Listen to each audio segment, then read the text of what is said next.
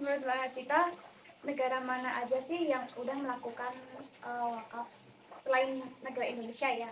Ya, selain di Indonesia itu ada negara tetangga, Malaysia, dan Singapura, Thailand, ada Brunei Darussalam, Bangladesh, ada dari Amerika juga, Arab Saudi juga, Turki, dan lain sebagainya. Terus kalau boleh tahu nih nama program pengelolaan di Bangladesh itu apa? Program pengelolaan wakaf di Bangladesh. Di Bangladesh itu ada instansi yang namanya Social Islami Bank Limited yang mempunyai program sertifikat wakaf uang. Terus di Bangladesh itu wakafnya itu dalam bentuk apa aja? Di Bangladesh itu ada bentuk wakaf uang. Terus bagaimana sih sejarah berdirinya wakaf di Bangladesh? Jadi ISBL keuangan seperti pendidikan, kesehatan, dan kesejahteraan sosial di negara tersebut.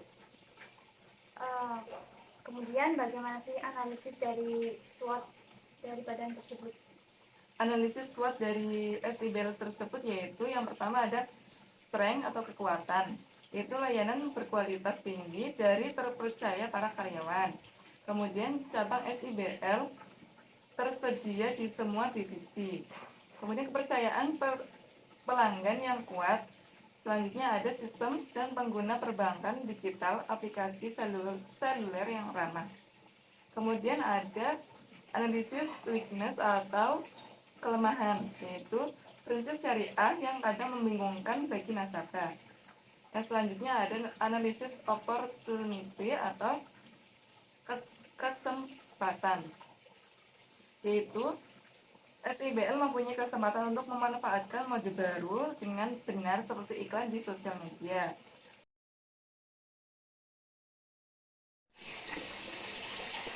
Assalamualaikum warahmatullahi wabarakatuh. Hello everyone, welcome to our podcast. Di sini kami akan membahas podcast tentang wakaf yang ada di Bangladesh. Perkenalkan, nama saya Ayah Sofia Latifi dari Prodi Ekonomi Islam, Fakultas Ilmu Agama Islam, Universitas Islam Indonesia.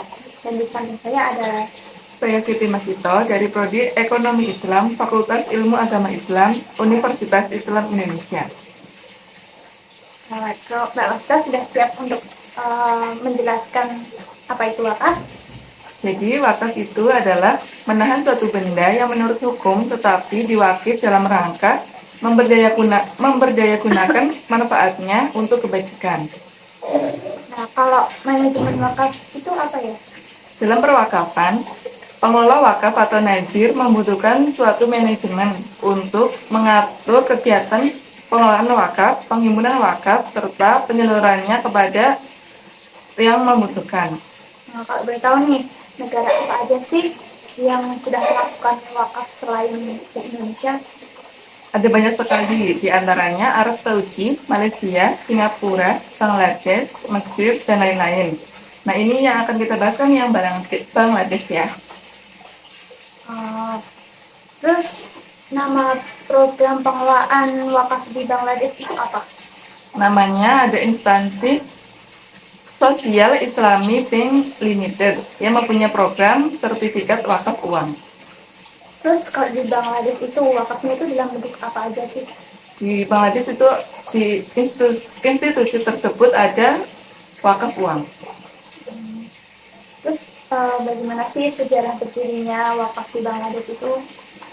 Sejarah berdirinya wakaf di Bangladesh yaitu Social Islamic Bank Limited merupakan bank Islam generasi kedua yang beroperasi sejak 22 November 1995 yang dicetuskan oleh M.A. Manan, seorang ekonom profesional asal IDB, Islamic Development Bank, dan guru besar ilmu ekonomi dan keuangan syariah di Universitas King Abdul Aziz, Saudi Arabia. Bank ini berlandaskan pada prinsip syariah. Kini 94 cabang di seluruh negara dengan 2 anak perusahaan, yakni SIBL Sekuritas Limited dan SIBL Investment Limited. Bank Islam generasi kedua ini memang konsep abad ke-21 dengan partisipatif model perbankan 3 sektor dalam satu.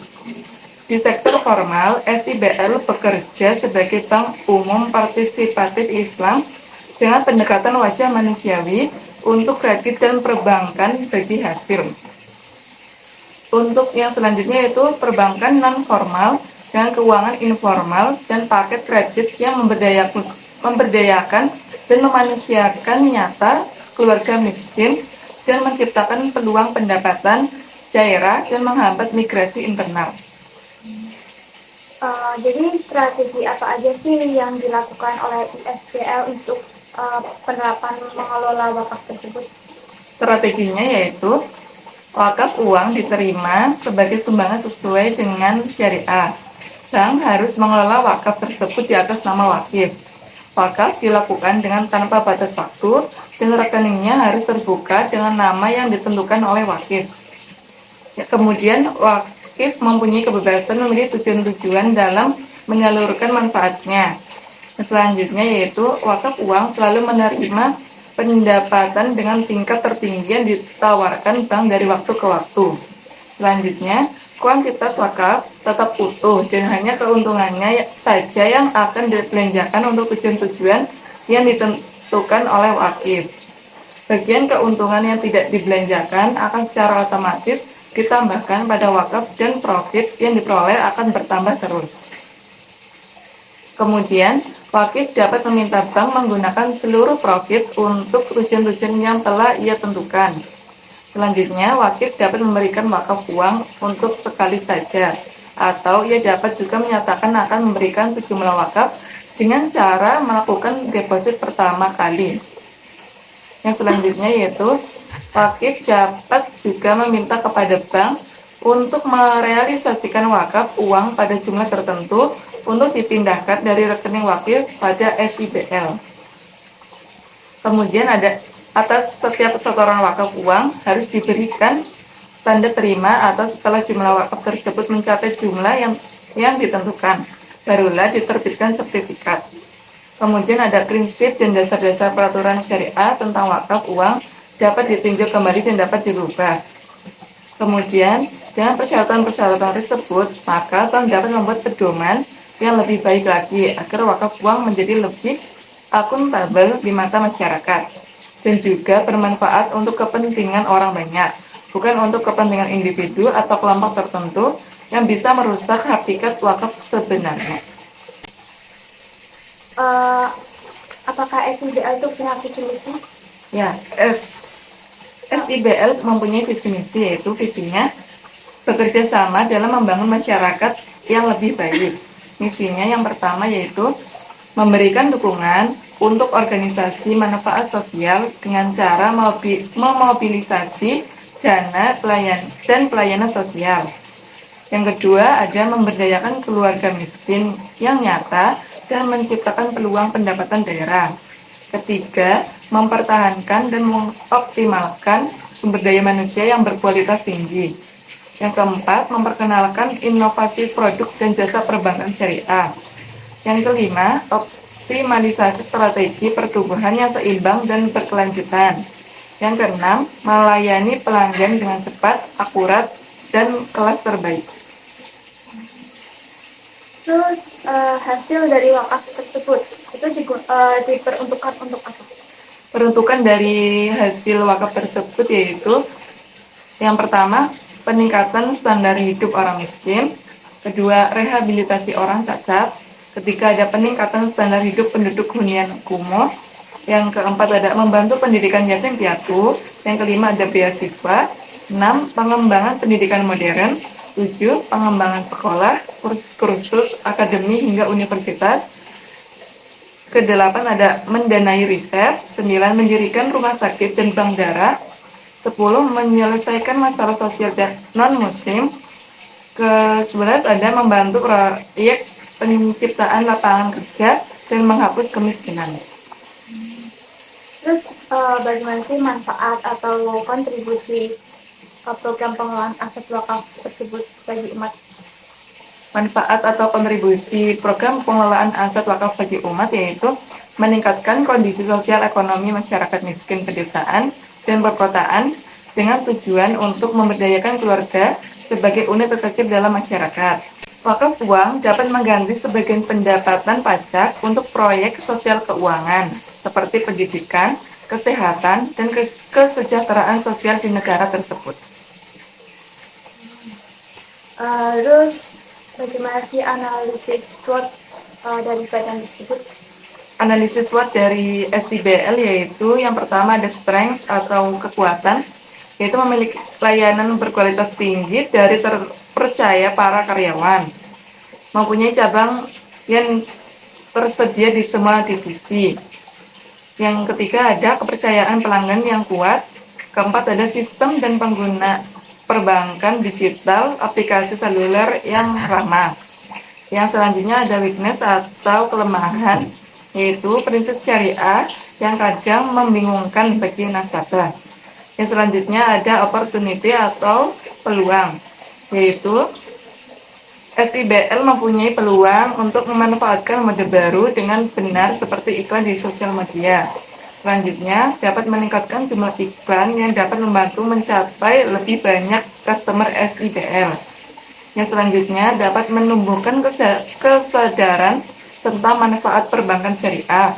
Dan selanjutnya, jumlah cabang dapat ditingkatkan di daerah-daerah terpencil, di mana fasilitas perbankan kurang tersedia. Kemudian ada threat atau ancaman bagi SIBL, yaitu persaingan tinggi. SIBL memiliki banyak pesaing yang memperkenalkan teknologi terbaru dengan cepat sehingga pelanggan dapat melihat SIBL sebagai ketinggalan zaman. Yang selanjutnya yaitu perubahan kondisi ekonomi. Jadi kesimpulannya bagaimana Mbak? Kesimpulannya yaitu Bangladesh dapat menjalankan proses penghimpunan, pengelolaan, dan penyaluran dana wakaf untuk dilakukan secara terintegrasi dan terkoordinasi di bawah SIBL. SIBL menghimpun dana wakaf uang dengan menerbitkan sertifikat wakaf uang dengan nominal tertentu dari wakif. SIBL mempunyai database lengkap mengenai calon donatur potensial dan perusahaan untuk diajak bekerja sama dalam berinvestasi sosial serta memiliki konsep perbankan berjalan atau door to door. Yang selanjutnya yaitu SIBL Bangladesh melibatkan masyarakat lokal dan pekerja dalam proses pengambilan keputusan dalam manajemen industri berskala kecil dan menengah, serta masyarakat miskin mempunyai akses langsung secara terpadu. Hasil wakaf uang digunakan untuk membangun bangsa secara umum melalui pengembangan pasar modal sosial. Jadi itu saja yang bisa kita sampaikan, kurang lebihnya mohon maaf. Wassalamualaikum warahmatullahi wabarakatuh.